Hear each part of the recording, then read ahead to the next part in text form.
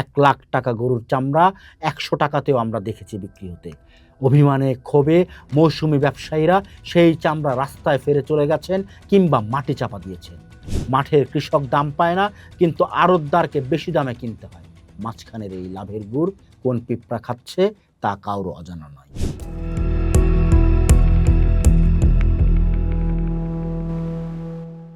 আজ বাদে কয়েকদিন পরেই ঈদ, কুরবানির ঈদ। পাড়ায় পাড়ায় এখন উৎসবের আমেজ, অবুঝ পশুর গলায় মালা পরানোর ব্যস্ততা। কিন্তু এই খুশির আবহের সমান্তরালে দেশের এক প্রান্তে চলছে দীর্ঘশ্বাস, আর অন্য প্রান্তে দানা বাঁধছে গভীর শঙ্কা।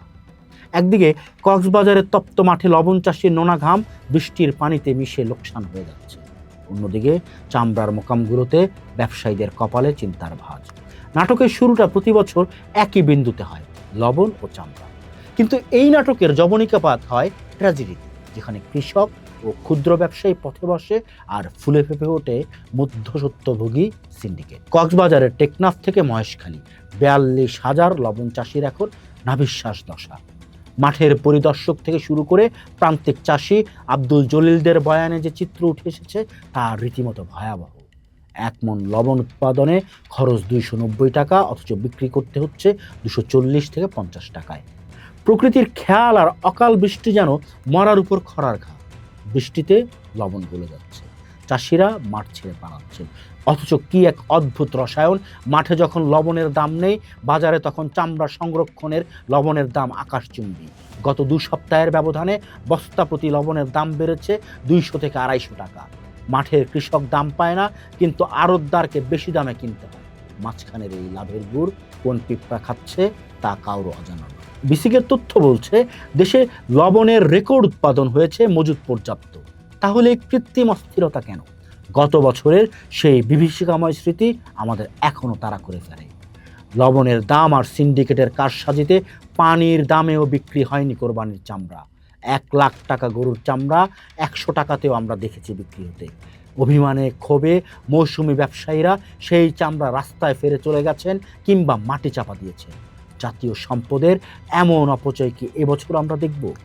নাটোর বা যশোরের রাজারহাটের আড়তদাররা আগে ভাগে সতর্কবার্তা দিচ্ছেন।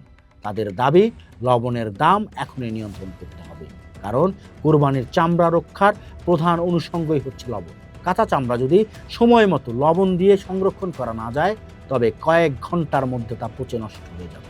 আর এই সুযোগটাই নেয় সিন্ডিকেট চক্র। তারা লবণের সংকট দেখিয়ে আড়তদারদের চাপে ফেলে, আর আড়তদাররা চাপে ফেলে মৌসুমি ব্যবসায়ীদের। শেষ পর্যন্ত বঞ্চিত হয় এতিমখানা, হতদরিদ্র মানুষ, যারা এই চামড়ার টাকার প্রকৃত হকদার। সরকার প্রতি বছর চামড়ার দাম নির্ধারণ করে দেয়, এবারও করেছে, কিন্তু মাঠ পর্যায়ের সেই দামের কার্যকারিতা নিয়ে প্রশ্ন থেকে যায়। শুধু দাম বেঁধে দিলেই সরকারের দায়িত্ব শেষ হয় না। লবণের বাজার মনিটরিং এবং চামড়া পাচার রোধে কঠোর পদক্ষেপ নেওয়া জরুরি। এই অসমতা দূর করা না গেলে চামড়া শিল্পের টেকসই ভবিষ্যৎ গড়ে তোলা সম্ভব নয়। চামড়া আমাদের দেশের অন্যতম প্রধান রপ্তানি খাত। এই খাতের সাপ্লাই চেন লবণ চাষি থেকে শুরু করে ট্যানারি মালিক পর্যন্ত পুরোটাই সুসংগঠিত হওয়া প্রয়োজন। বৃষ্টির ধাক্কায় লবণ চাষিরা যেভাবে দিশেহারা হয়ে পড়েছেন, তাতে সরকারের উচিত তাদের জন্য বিশেষ প্রণোদনা বা সহায়তার হাত বাড়ানো। একই সঙ্গে লবণ সিন্ডিকেট ভেঙে দিয়ে চামড়া ব্যবসায়ীদের নাগালে ন্যায্য মূল্য পৌঁছে দেওয়া প্রশাসনের অগ্রাধিকার হওয়া উচিত। আমরা চাই না এবারও টেলিভিশন বা ইউটিউবের পর্দায় চামড়া ফেলে দেওয়ার নাটকটা দেখতে। আমরা চাই না আব্দুল জলিলদের মতো লবণ চাষিরা ঋণের বোঝা মাথায় নিয়ে মাঠ ছাড়ুক। উৎসবের এই মৌসুমে পশুর চামড়া যেন জাতীয় সম্পদের রূপ নেয়, আবর্জনায় নয়। সিন্ডিকেটের কারসাজি রুখতে প্রশাসন কি এবার সফল হবে, নাকি নোনা জলের কান্নাতে মিশে যাবে চামড়া শিল্পের সম্ভাবনা? উত্তরটা আগামী কয়েকদিনের শেষ মুহূর্তের প্রস্তুতির উপরই নির্ভর করছে।